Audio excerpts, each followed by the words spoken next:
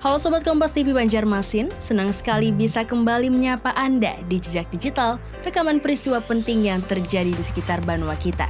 Hari ini, Kamis 15 Januari 2026. Jejak kita diawali dengan akhir dari misteri hilangnya puluhan tiang pembatas jalan di Banjarbaru. Lalu ada gerakan perlawanan warga Banjarmasin lewat posko gugatan banjir. Kita juga akan melihat nasib pilu lansia yang BPJS-nya nonaktif akibat efisiensi anggaran. Hingga kabar bangga dari adik-adik SMP Negeri 1 Banjarmasin di ajang internasional. Mari kita telusuri jejak digital selengkapnya.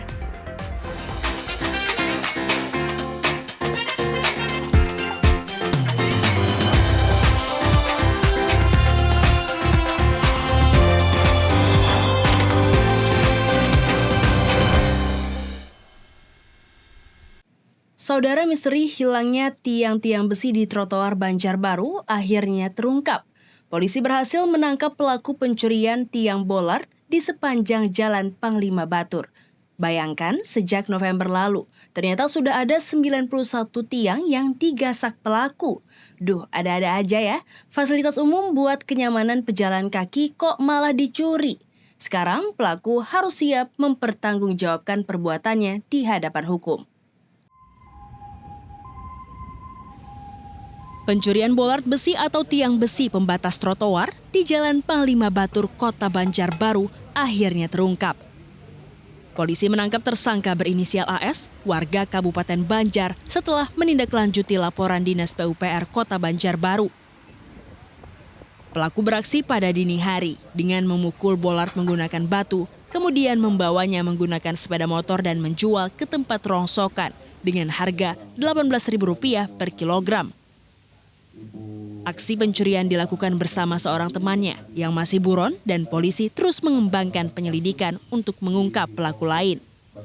Untuk fasilitas yang digunakan itu, dia menggunakan batu, kemudian dengan batu kali itu dipukul ketika board ini atau tiang ini sudah miring, baru digoyang-goyangkan, kemudian pelaku mencabut, kemudian menggunakan motor Revo warna biru dengan nomor polisi 6753. Akibat pencurian 91 bollard, pemerintah Kota Banjarbaru mengalami kerugian lebih dari Rp200 juta.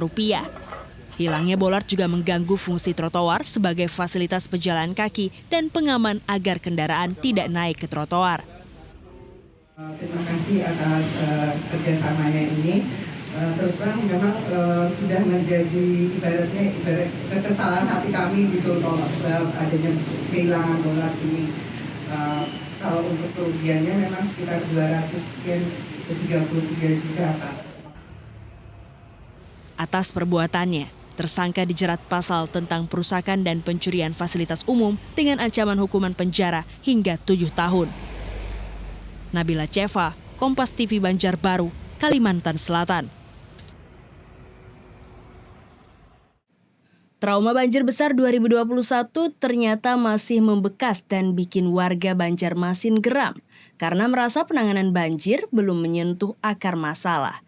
Sekelompok warga nekat membuka posko gugatan penanganan banjir. Masyarakat merasa kecewa dan menilai pemerintah perlu lebih serius lagi agar mereka gak perlu berjaga tiap malam saat hujan turun. Ini adalah bentuk ekspresi warga yang ingin hidup tenang tanpa takut terendam lagi.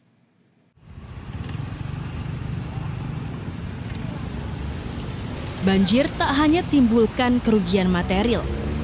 Rasa cemas mendalam, bahkan trauma, masih dirasakan warga, terutama saat intensitas hujan meningkat dan air sungai meluap. Seperti yang dirasakan Salasia, warga Kelayan Timur Banjarmasin. Perempuan berusia 72 tahun ini terpaksa berjaga di malam hari, antisipasi air kembali meluap dan merendam rumahnya. Karena saat ini, genangan air dinilai lebih dalam dibanding banjir 2021. Berdoa, mana sambil sembahyang berdoa terus. Supaya jangan dalam mana lagi, namun dalam kayak apakah Ini takutan kalau pindah naik pulang banyak kayak apa ya, dia naik pulang ke rumah. Guring rawa. Ada kalau pulang guring itu digarak punya naik nih tantang aja lah. Keresahan terhadap penanganan banjir di Banjarmasin yang dinilai tak kunjung memberikan solusi nyata, membuat sekelompok warga membuka posko gugatan Banjarmasin Calap atau Banjarmasin Banjir.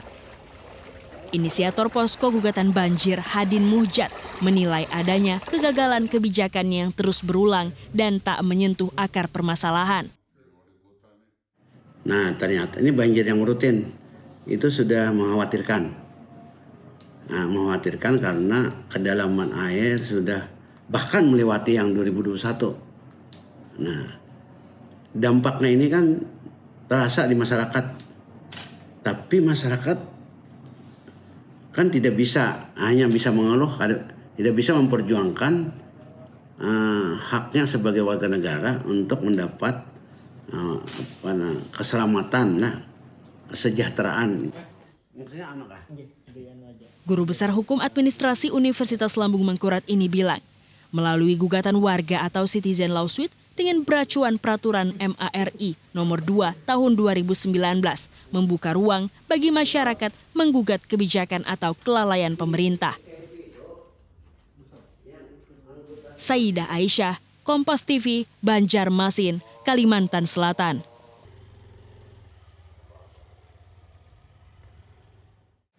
Sementara itu, kabar sedih datang dari dunia kesehatan kita. Kebijakan efisiensi anggaran Pemkot Banjarmasin ternyata berdampak pada 67.000 peserta BPJS Kesehatan. Salah satu yang terdampak adalah Bapak Ghazali Rahman, lansia 63 tahun yang kini tak bisa lanjut berobat karena kepesertaannya tiba-tiba nonaktif.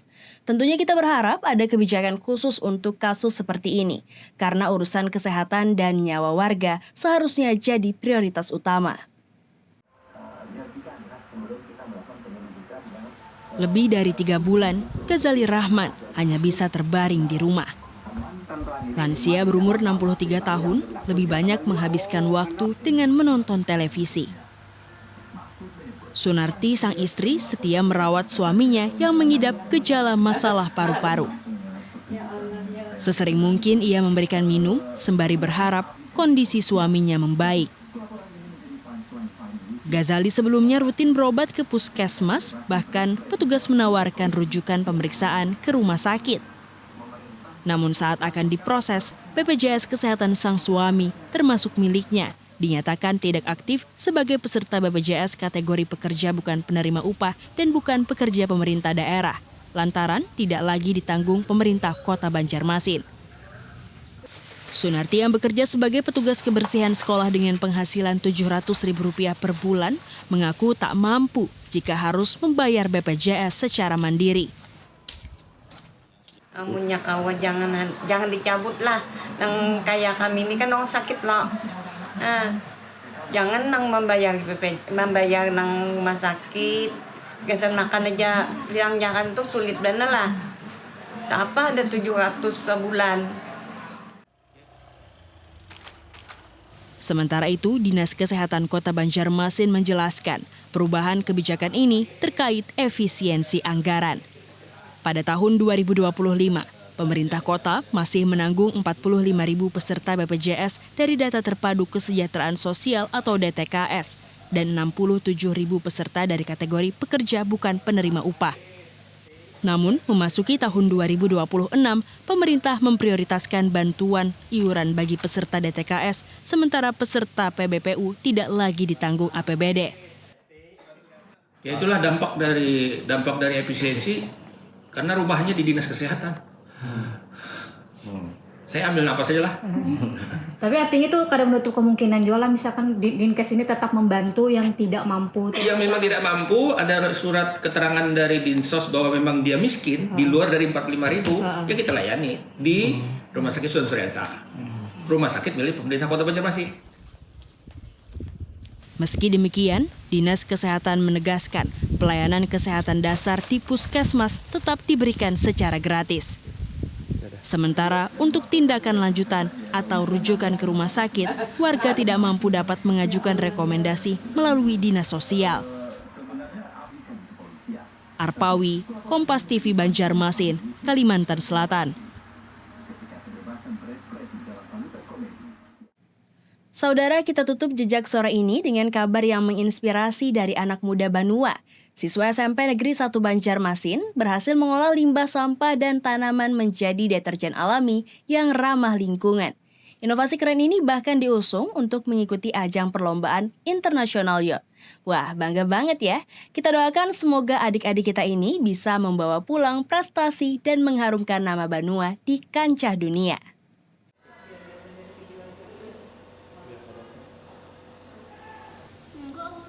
Bermodal kembang sepatu atau hibiscus rosa, bunga kenanga, dan cairan ekoenzim, deterjen berbahan alami dengan aroma khas ini siap digunakan.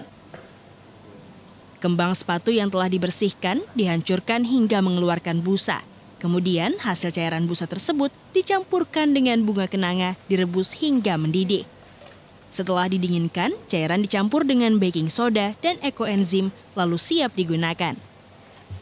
Dengan bahan yang mudah dicari dan proses pembuatan yang sederhana, inovasi ini diusulkan SMPN 1 Banjarmasin pada ajang lomba tingkat internasional Global Youth Invention and Innovation Fair. Masuk salah satunya Indonesia.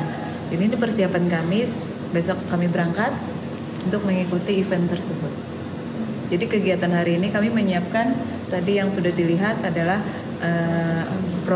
bahan yang akan kami bawa, pengolahannya seperti apa, prosesnya seperti apa, sampai akhirnya nanti menjadi produk aromatik yang kita inginkan.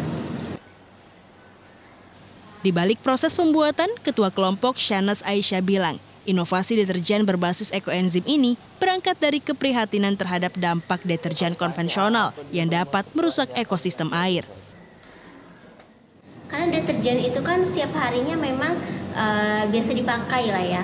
Nah, deterjen konvensional yang biasa ada di toko-toko itu mengandung surfaktan sintetis. Nah, itu bisa menyebabkan kerusakan ekosistem air seperti alga bloom, terus juga bisa mencemari lingkungan dan juga bisa membuat ikan-ikan mati. Nah, jadi kita berinovasi membuat deterjen ramah lingkungan berbasis ekoenzim, hibiscus leaf, sama bunga kenanga. Sebagai sekolah adiwiyata mandiri, inovasi aromatika ramah lingkungan ini diharapkan mampu mengharumkan nama daerah sekaligus mengajak masyarakat lebih peduli pada lingkungan. Saidah Aisyah, Kompas TV Banjarmasin, Kalimantan Selatan.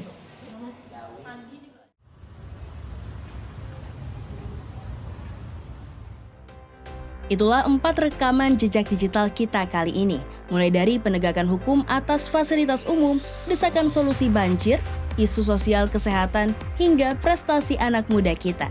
Tetaplah jaga kesehatan dan kepedulian terhadap sesama, terutama di tengah situasi banjir yang masih mengintai sebagian wilayah kita. Terima kasih sudah menonton Jejak Digital. Saya Aulia Tasya, sampai jumpa di Jejak Digital berikutnya.